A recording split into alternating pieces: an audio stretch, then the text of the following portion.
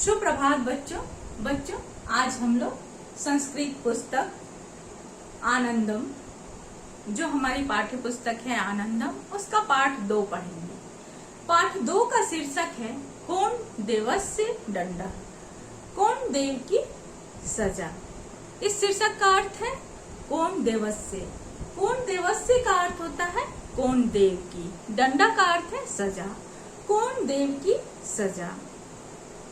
बच्चों यह पाठ जो है पूरा पाठ एक कहानी है। यह पाठ जो है सो एक कहानी है और यह कहानी द ग्रेट मराठा शिवाजी की है और उनके गुरु, अभिभावक और मंत्री कोंडदेव की है।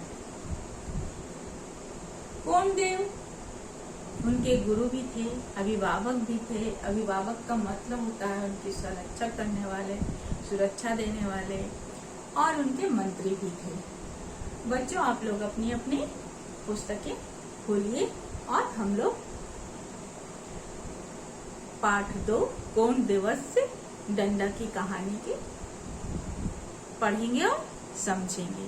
बच्चों मैं पहले संस्कृत पढ़ूंगी, उसके बाद आप लोगों को अर्थ समझाती जाऊंगी। ये कहानी भूतकाल की है, इसलिए इसमें जो क्रियापद है वो क्या है, भूतकाल में ही है। ज्यादातर जो क्रियापद है वो भूतकाल में ही होंगे। भूतकाल को संस्कृत में क्या कहते हैं, लंग लकार, लंग लकार। और लंग लकार बनाने के लिए जैसे वर्तमान काल में गच्छति होता है, जिसका अर्थ होता है जाता है, उसको भूतकाल में बनाने के लिए हम लोग क्या करते हैं, इस्मा का प्रयोग करते हैं। गच्छते इस्मा, गच्छते इस्मा का अर्थ हो जाता है जाता था। तो बच्चों हम लोग इसमें ज्यादातर भूतकाल का ही प्रयोग होगा, लंग लकार का ही प्रयोग देखेंगे। संस्कृत में वर्तमान काल लट लकार को कहते हैं, जिसमें गच्छति, गच्छता और गच्छन्ति रहते हैं। और उसमें हम लोग क्या करते हैं, जब इस्मा लगाते हैं तो वो क्या हो जाता है, भूतकाल में परिवर्तित हो जाता है। जैसे जाता है का अर्थ हो जाता है जाता था। अब आप लोग अपनी अपनी पुस्तकें खोलिए और कोंडदेव की कहानी को समझिए। बच्चों कोंडदेवः शिवराजस्य अभिभावकः गुरु मंत्री चापी आसीत्। इस लाइन का अर्थ है कि गुरु कोंडदेव शिवाजी के अभिभावक, गुरु, मंत्री और मंत्री भी थे। कोंडदेवः शिवराजस्य अभिभावकः गुरु मंत्री चापी आसीत्। कोंडदेव शिवाजी के अभिभावक, गुरु और मंत्री भी थे। सह अतीव न्यायप्रिय आसीत्, वह बहुत ही न्यायप्रिय थे। एकदा कोंडदेवः राज्य उद्यानम प्रति गच्छति स्म। एक बार कोंडदेव राजा के उद्यान में गए थे। तत् वृक्षे अनेकानि फलानि आसन। वहाँ पेड़ पे, वृक्षों पर अनेक फल लगे हुए थे। फलानि दृष्ट्वा सः एकं फलं खादति स्म। फलों को देखकर वह एक फल खा लिए। तत्क्षणम् एवं तस्य विवेकः जागृतः। उसी क्षण उनकी बुद्धि जागृत हो गई, जागने लगे यानी सोचने लगे। सोचे, उसी क्षण उनकी बुद्धि यह सोचने लगा कि सह अचिंत्यत, वह सोचे कि अहम किम अकर्वम, मैं क्या किया, अनुमति विना अहम राज्योद्यानस्य फलम अखादम। बिना अनुमति के, बिना आज्ञा के मैं राजा के उद्यान से फल खाया। अहम दंडस्य पात्रम, मैं दंड का भागी हूँ। इति चिंतवा सः राजसभायाम् अगच्छत्। इति चिंत्यत्वा सः राजसभायाम् अगच्छत्। यह सोच करके वह राजा के सभा में गए। राजसभायां राजा सर्वमंत्रिणा च आसन। राजसभा में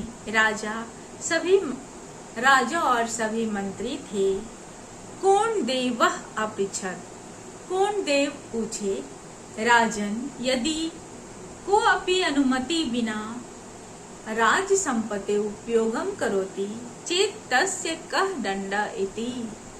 राजा यानी राजन, यदि कोई आपके अनुमति के बिना, आपके आज्ञा के बिना राज संपत्ति का उपयोग करता है तो उसको क्या दंड देंगे।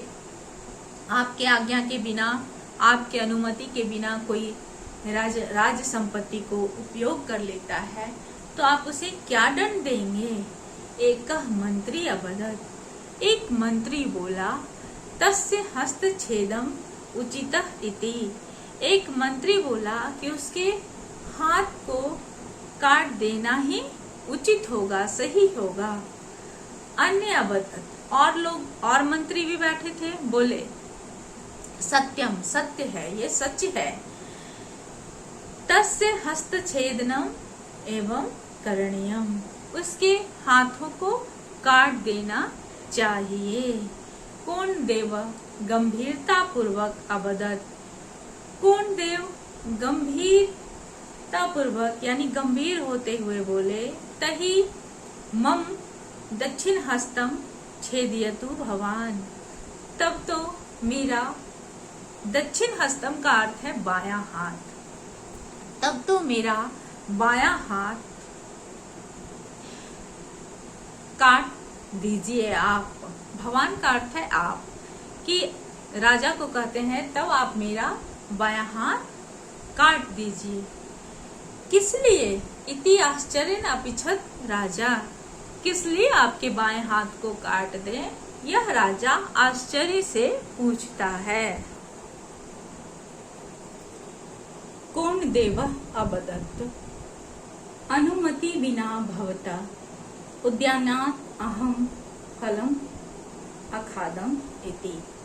कौन देव अवदत् का मतलब है बोले, भूतकाल में। कौन देव बोले, अनुमति के बिना, आज्ञा के बिना आपके बगीचे से मैं फल खाया। राजा अवदत्। राजा बोला, भवान अजानम एवं अपराधम अकरोत् किलम। आपने अनजाने में ही अपराध किया है। तदर्थम दंडा मास्तु इति। इसलिए दंड नहीं दूंगा। कौन देवा न अंगीकृतवान। कौन देव नहीं माने। स उक्तवान। वह बोले, अपराधम कृतवान। अब अपराध किए हैं।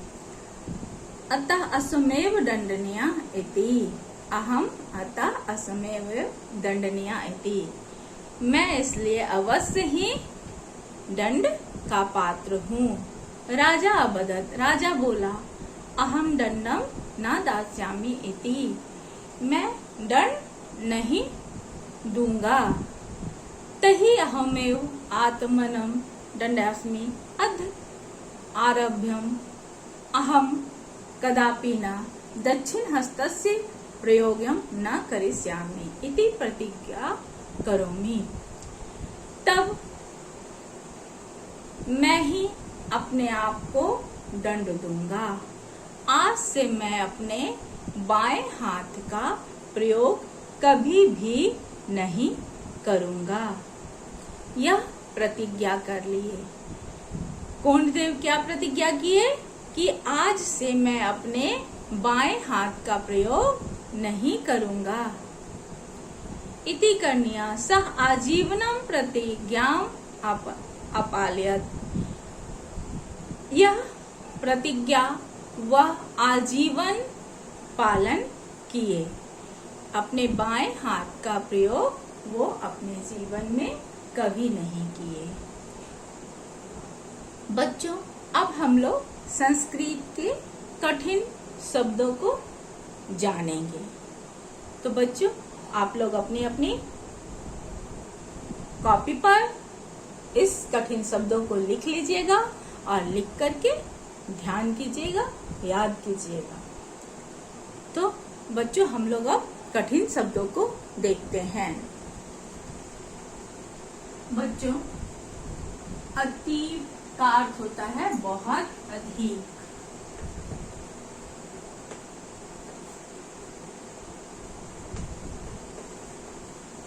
बहुत अधिक।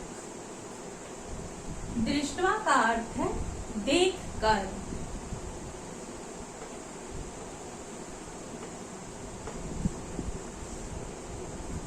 तत्क्षणम, तत्क्षणम का अर्थ होता है उसी क्षण।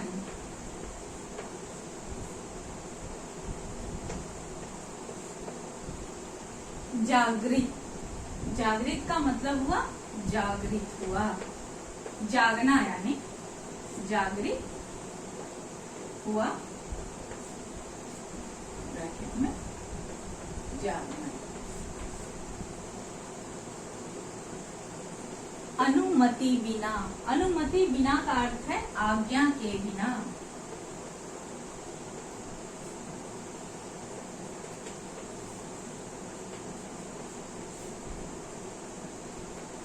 बच्चों, एक बार देख लीजिए। अतीव का अर्थ है बहुत अधिक, दृष्टवा का अर्थ है देख कर, तत्क्षणम का अर्थ है उसी क्षण, जागृतः का अर्थ है जागृत हुआ अर्थात जागना, यानी बुद्धि जागृत हुई, जागना। और अनुमति बिना, आज्ञा के बिना।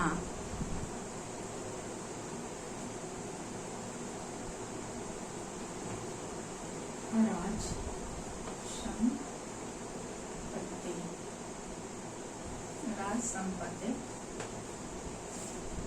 का अर्थ है राज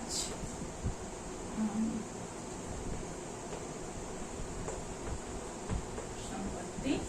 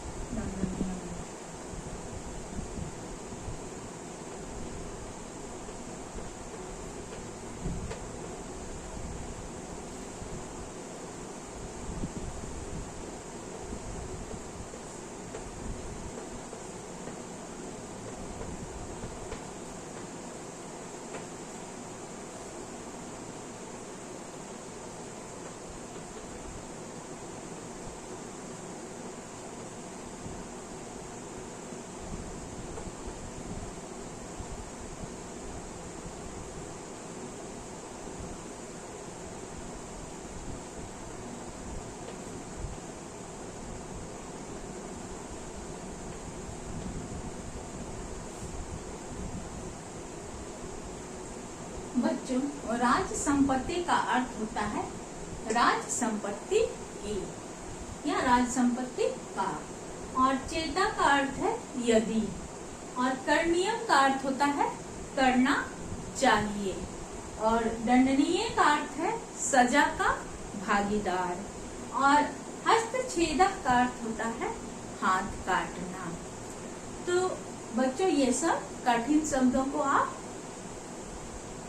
अपनी कॉपी पर लिखकर और उसे 2-4 बार पढ़ के कंठस्थ कीजिएगा, याद कीजिएगा। तभी आपको संस्कृत के वर्ड शब्द अगर पता रहेंगे उसके अर्थ, तभी आप कहानी को आप खुद से भी पढ़ के समझ पाइएगा। अगर आपको संस्कृत का शब्दों के अर्थ पता नहीं रहेंगे तो खुद से जब कहानी पढ़िएगा तो आप उसे समझ नहीं पाइएगा। बच्चों, राज संपत्ति का अर्थ है राजा, राज संपत्ति की। और चेतः का यदि, करणीयम का करना चाहिए, दंडस्य पात्र का सजा का भागीदार, हस्तछेदम का अर्थ है हाथ काटना। अब आगे के कुछ कठिन शब्दों को भी देखते हैं। बच्चों, अजानन का अर्थ है अनजाने में।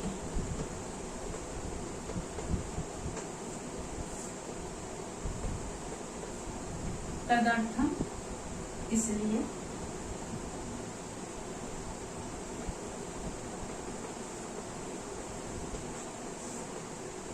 अंगीकृतवान माना, आत्मानं खुद को,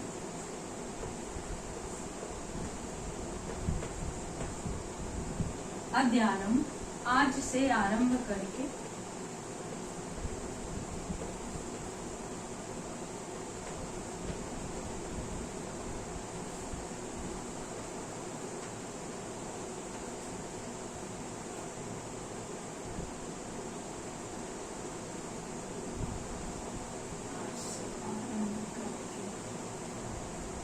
आजीवन, जीवन भर।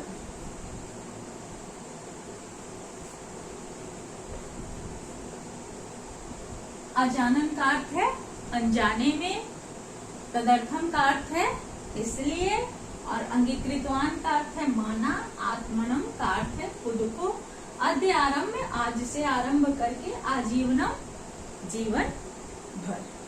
तो बच्चों, इस प्रकार हम लोगों ने आज आनंदम पुस्तक के पाठ 2 कौन देवस्य दंडः कहानी के बारे में जाना, कठिन शब्दों के बारे में जाना।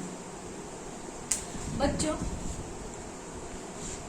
अब अगली कक्षा में हम पाठ 3 तृतीय पाठ को जानेंगे।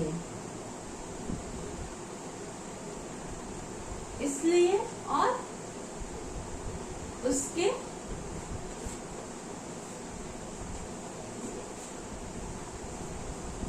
धन्यवाद बच्चों।